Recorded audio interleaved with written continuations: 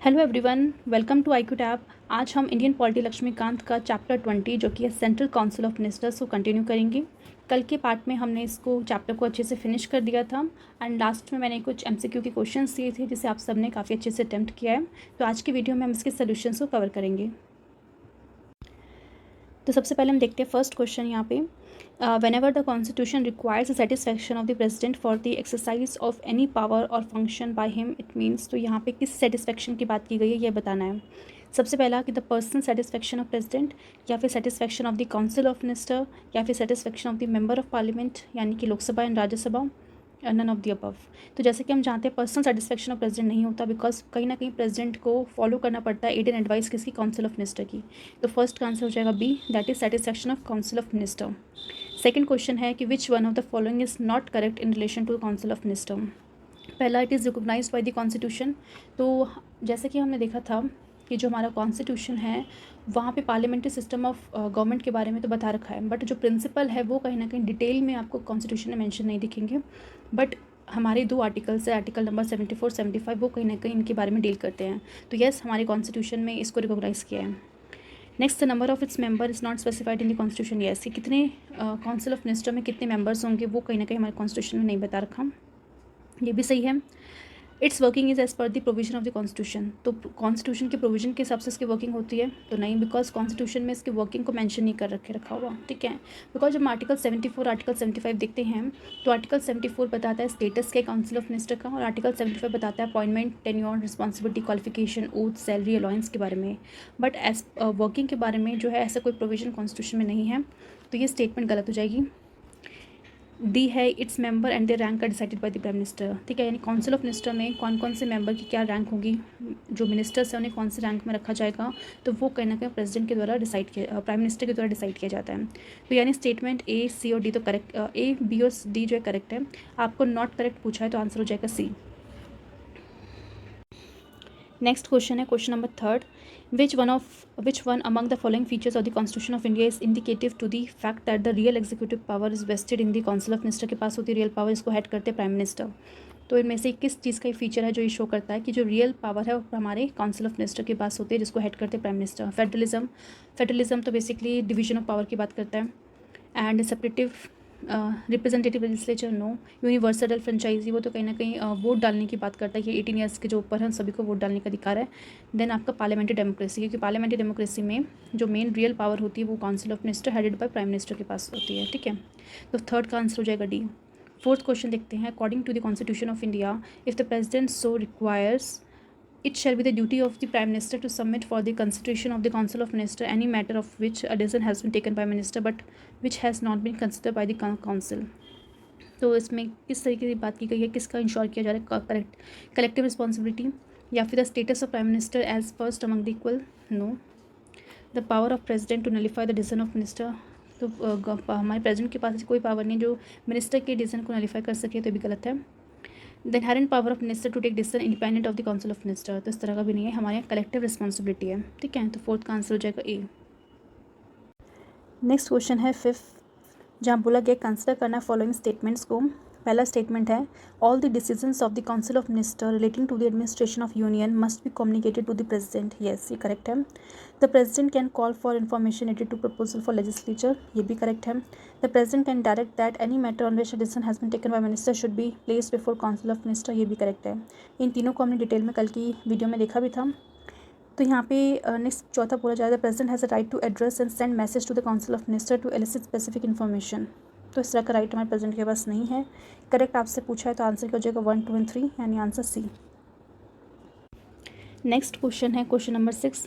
Article 74 constitution का क्या कहता है। पहला, there shall be council of minister with the prime minister at the head to advise the president to in exercise of his function.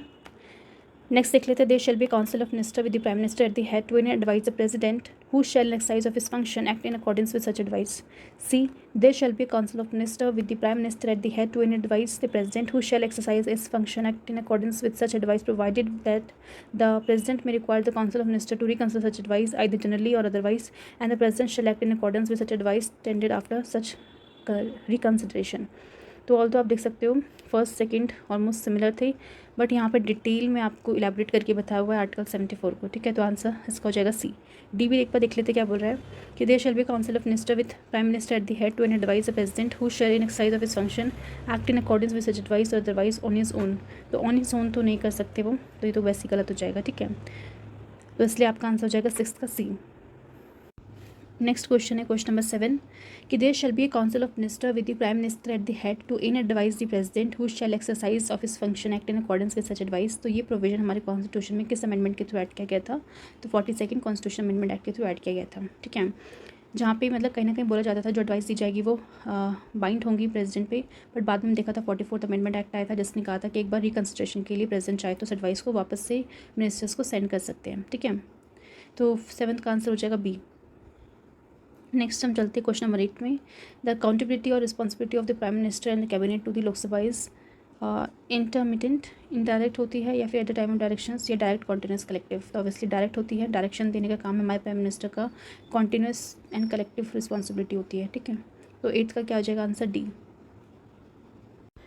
Next question number 9 assertion है collective responsibility of the cabinet signifies unity and coordination among members of the council of minister, ठीक है। तो कहीं ना कहीं collective responsibility signify करते हैं कि एक यूनिटी बनी है, उनके बीच में कोऑर्डिनेशन चली हुई आ रही है, ठीक है। तो यस ये करेक्ट है। रीज़न क्या है? It is a prerogative of the prime minister to select or drop a member of the cabinet, ठीक है। तो ये भी आपका करेक्ट है। तो both A and R individual true, but R is not a correct explanation of A, ठीक है। बिकॉज कहीं ना कहीं हम जानते हैं कलेक्टिव रिस्पॉन्सिबिलिटी और ये जो प्राइम मिनिस्टर के पास जो प्रेरोगेटिव है वो कहीं ना कहीं उसका रीज़न नहीं है, ठीक है। तो आंसर नंबर 9th का हो जाएगा बी। नेक्स्ट हम देखते हैं क्वेश्चन नंबर 10 जहाँ पे बोला गया है according to the article number 74 of the constitution which of the following statement related to the advice tendered by the minister to the prime minister would be correct, ठीक है। आर्टिकल 74 के हिसाब से तो आपका आंसर हो जाएगा, पहले बोला it should not be inquiry to any court, yes, because आप कोर्ट में जो भी एडवाइस इंक्वायरी नहीं कर सकते। और यहाँ पे बी में लिखा है कि आप उसे सुप्रीम कोर्ट में भी नहीं कर सुप्रीम कोर्ट में इंक्वायरी कर सकते हो, तो गलत है। सारे कोर्ट में इंक्वायरी कर सकते हो, ये भी गलत है। हाई कोर्ट में इंक्वायरी कर सकते हो, भी गलत है, बिकॉज उस एडवाइस को कहीं भी इंक्वायरी नहीं कर सकते। क्वेश्चन नंबर 11 देखते हैं how are the salary allowance of the union minister determine कौन करता है सैलरी? तो पार्लियामेंट ही बेसिकली इसको डिटरमाइन करता है। क्वेश्चन नंबर 12 देखते हैं कंसिडर करना फॉलोइंग स्टेटमेंट्स को। पहला बोला गया है the president can not function without union council of minister, yes, जब तक उनकी एडवाइस नहीं आ जब तक फंक्शन नहीं कर सकते, करेक्ट है। The solicitor general is the highest legal authority of union cabinet, no. Union गलत हो जाएगा बी। थर्ड है the union council of minister can function for some time in even after death और resignation of the prime minister, no, गलत है। Prime minister की death और resignation के बाद पूरी की पूरी काउंसिल डिसॉल्व हो जाती है। In the absence of prime minister only the home minister can preside over emergency meeting of the union, तो ये भी गलत है, ठीक है। तो वो आपको करेक्ट आंसर फाइंड करना था, तो उसका करेक्ट आंसर क्या हो जाएगा? 1 ओनली, यानी ऑप्शन नंबर ए। नेक्स्ट है आपका question last, which of the following are not mention in the constitution of India. तो यहाँ पे सबसे पहला ऑप्शन है काउंसिल ऑफ मिनिस्टर, तो इसके बारे में मेंशन किया गया है, ऑल तो डिटेल में नहीं है बट आर्टिकल नंबर 74 75 में आपको देखने को मिलेगा। कलेक्टिव रिस्पॉन्सिबिलिटी के बारे में बताया गया है। रेजिग्नेशन ऑफ मिनिस्टर कि किस तरह से मिनिस्टर को रिज़ाइन करना है, तो वो नहीं मेंशन किया गया। Office of deputy prime ministers के बारे में मेंशन नहीं किया गया है। तो करेक्ट आंसर क्या हो जाएगा आपका? 3rd और 4th, यानी ऑप्शन सी, ठीक है। बिकॉज इनके बारे में आपको कॉन्स्टिट्यूशन के अंदर मेंशन नहीं देखने को मिलेगा। तो यहाँ पे हमारे आंसर्स को हमने अच्छे से डिटेल में कर लिया है एंड आई होप आपको अच्छे से समझ में आ गया होगा। अगर कोई डाउट है प्लीज़ आप कमेंट बॉक्स में अपनी क्वेरीज लिख सकते हैं। अगर आपको वीडियो अच्छी लगी तो प्लीज़ लाइक कीजिए, शेयर कीजिए, सब्सक्राइब कीजिए। Thanks for watching.